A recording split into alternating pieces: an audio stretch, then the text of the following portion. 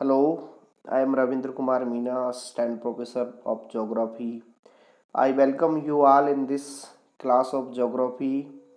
In this class, we teach the regional geography of the world. The last video detailed study continental Asia, geomorphological structure and drainage system, natural vegetation, soil, minerals, power resources, population of Asia, agriculture and industry.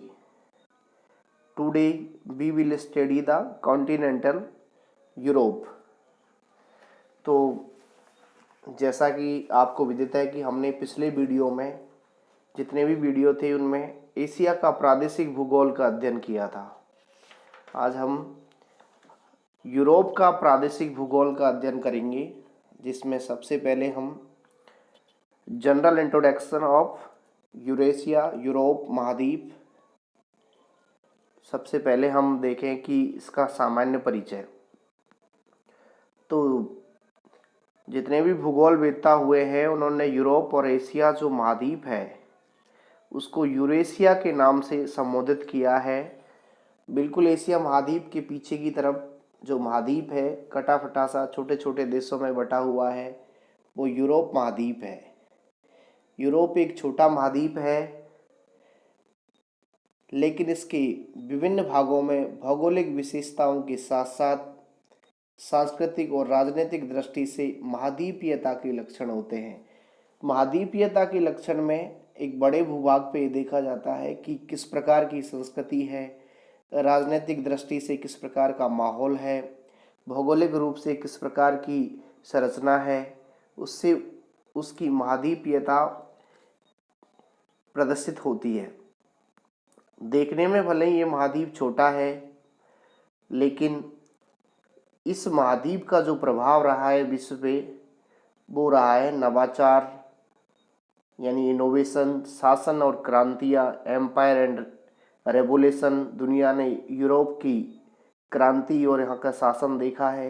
ये कुछ चीज़ें हैं जो Europe की को महत्वपूर्ण बनाती हैं।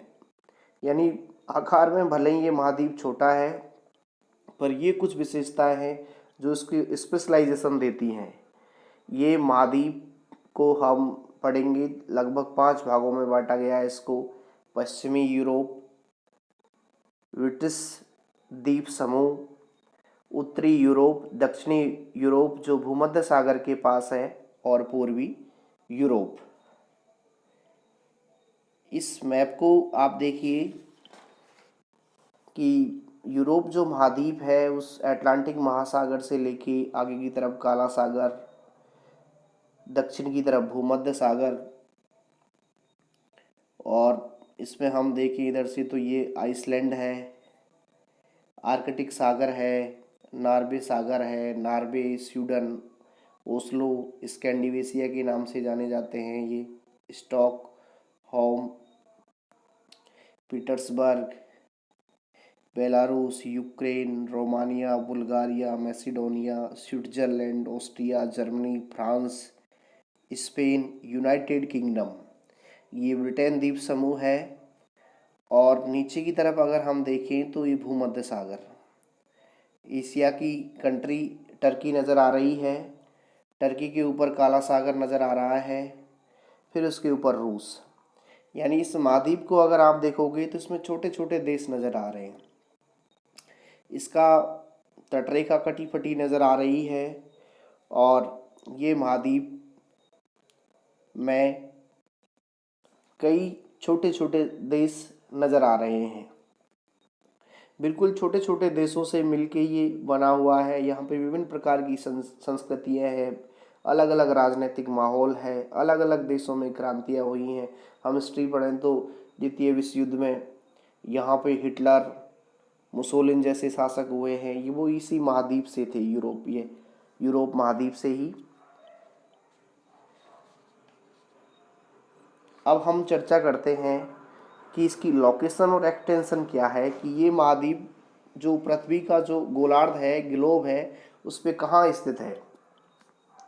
तो हम अगर ग्लोब को देखें या आपके पास एटलस हो तो उस एटलस में देखें तो यूरोप महाद्वीप का जो विस्तार है वो उत्तरी गोलार्ध में है। 36 डिग्री 30 मिनट उत्तरी अक्षांश पे अगर आप देखोगे कैप टालगर जगह से 71 डिग्री 8 मिनट उत्तरी अक्षांश, जहाँ पे जिसे हम नॉर्थ कैप कहते हैं, वहाँ तक ये अक्षांशीय इसका विस्तार है। और 10 डिग्री 27 मिनट पश्चिमी देशांतर से 63 डिग्री पूर्वी देशांतर के मध्य इसका देशांतरीय विस्तार है। क्षेत्रफल की अगर हम बात करें तो ये विश्व का छठा नंबर पे आने वाला महाद्वीप है। क्षेत्रफल के अनुसार इसका छठा स्थान आता है। और इसके बाद एक और महाद्वीप बसता है ऑस्ट्रेलिया, अर्थात यह केवल ऑस्ट्रेलिया से बड़ा है। यूरोप का क्षेत्रफल लगभग 99,38,000 वर्ग किलोमीटर है, जो अभी हमने जो पढ़ा पिछले वीडियो में एशिया महाद्वीप, उसका लगभग 1/5 भाग है। क्षेत्रफल के अनुसार छोटा है। अगर हम इस महाद्वीप का देखें ग्लोब पे तो इसका सबसे जो उत्तरी भाग है वो है उत्तरी कैप, और दक्षिणी भाग है वो ट्रफालगर है। अगर हम इसके विस्तार की चर्चा करें कि ये उत्तर से दक्षिण कितना फैला हुआ है, पूरब से पश्चिम, तो ये उत्तर से दक्षिण तक 3886 किलोमीटर और पूरब से पश्चिम तक लगभग 5300 किलोमीटर फैला हुआ है। यूरेशिया पर्वतमाला इसको एशिया महाद्वीप से अलग करती है। अगर दोनों का बॉर्डर देखें तो लगभग 3500 किलोमीटर लंबा है। इस महाद्वीप की खास विशेषता की अगर हम चर्चा करें कि इसकी तटरेखा बहुत लंबी है और साथ में उसमें वो बहुत कटी फटी भी है, और उसमें बहुत सी खाड़ियाँ हैं, अंतःस्थलीय सागर हैं, प्रायद्वीप हैं, फ्योर्ड हैं, जिसकी वजह से यहाँ पे बहुत सारे नेचुरल बंदरगाह हैं। इसलिए इसकी हर कंट्री तक समुद्री मार्ग है, यातायात की, जल परिवहन की बेहतर सुविधा है। यूरोप महाद्वीप की लोकेशन में हम देखें कि उसकी उत्तर में आर्कटिक महासागर है, दक्षिण में भूमध्य सागर है, पश्चिम में अटलांटिक ओशियन है। इस प्रकार हम देखते हैं कि यह भौगोलिक दृष्टि से 3 ओर से जल से घिरा है, इसलिए इसको पेंसुलिया भी कहा जाता है। यह एक प्रायद्वीप है, लेकिन हम इसे महाद्वीप ही कहते हैं। इस महाद्वीप में की आगे हम डिटेल में चर्चा करेंगे हर एक अलग अलग पार्ट की। इसमें यूराल जैसी नदी है, यूराल पर्वत, कैस्पियन सागर, ये सब मिलके इसको एशिया से अलग करते हैं, जबकि अफ्रीका से इसे जिब्राल्टर जल संधि अलग करती है। इस प्रकार ये अन्य महाद्वीपों से अलग है। इस महाद्वीप के अंदर छोटे छोटे प्रायद्वीप हैं, जैसे Scandinavia, Norway, Sweden, Finland, Iberian peninsula, Balkan peninsula, ये है। इसके अलावा द्वीप हैं जैसे कि ग्रेट ब्रिटेन, आयरलैंड, आइसलैंड। इसके अलावा भी और छोटे छोटे द्वीप हैं, जिसमें ऑकरनीज, सेटलैंड, फेरो, सिल्सी, सोर्डिनिया, कोर्सिका, क्रीट और चैनल जैसे मुख्य द्वीप हैं। यूरोप में हम आगे देखें कि इसकी जो भौगोलिक स्थिति है उस पे सबसे ज़्यादा जो प्रभाव रहा है वो क्लाइमेट का रहा है, कि ये महाद्वीप शीतोष्ण कटिबंध में है। और शीतोष्ण कटिबंध की ये खासियत है कि ये शारीरिक और मानसिक विकास के लिए अन्य जो क्लाइमेट है उनसे बेहतर क्लाइमेट मानी जाती है। तो इस महाद्वीप के अंदर एक क्लाइमेट है, तो इसलिए यूरोप की स्थिति को ये और भी महत्वपूर्ण कर देती है। दूसरा हम देखें कि इसकी चारों ओर समुद्र है, बीच में भी समुद्र है, छोटे छोटे सागर हैं। तो ये जो महाद्वीप है इस पे समुद्र का प्रभाव अधिक है अपेक्षाकृत और महाद्वीपों के। तो सागरीय प्रभाव ने इसको क्या किया है कि समुद्री व्यापार में इसको सकारात्मकता प्रदान की है, जिसकी वजह से इस महाद्वीप में समुद्र की जो क्षेत्र है उसमें अपनी प्रभुता स्थापित की है। जितने भी हम प्राचीन उनको देखें कि कोलंबस है, वास्को डी गामा है, ये सब यूरोप महाद्वीप के ही थे। समुद्री खोजों में ज़्यादातर जो नागरिक हैं वो सब यूरोप महाद्वीप के हैं, क्योंकि समुद्र के ये करीब रहे हैं।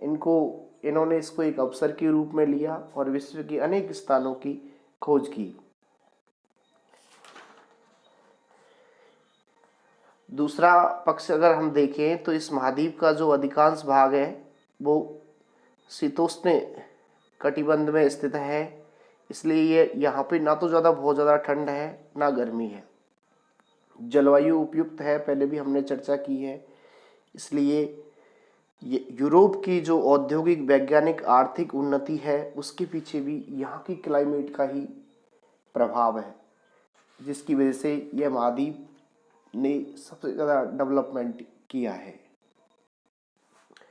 इसके बाद हम इसकी जियोफिजिकल कैरेक्टर्स ऑफ यूरोप, जिसमें हम यूरोप की भौगोलिक विशेषताओं का अध्ययन करेंगे, जिसमें इसकी स्थिति है, इस पे सागर का प्रभाव है, यहाँ का धरातलीय स्वरूप, क्लाइमेट, इनका हम एक एक करके नेक्स्ट वीडियो में अध्ययन करेंगे। Thank you.